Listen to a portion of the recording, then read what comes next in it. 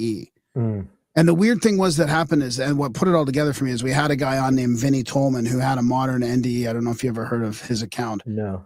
And he says, and after 3 days, I woke up out of the coma, and then I was like, oh my God, that's exactly what I've been reading in these old ones, right? Yeah.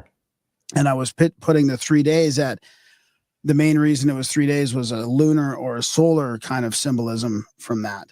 Uh-huh.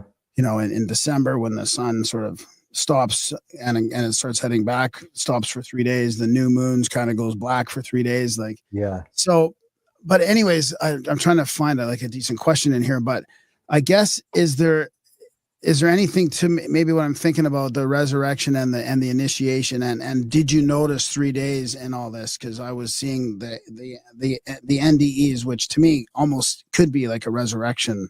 For sure. Right? Like maybe they were calling it resurrection instead of near-death experience. Right. Yeah.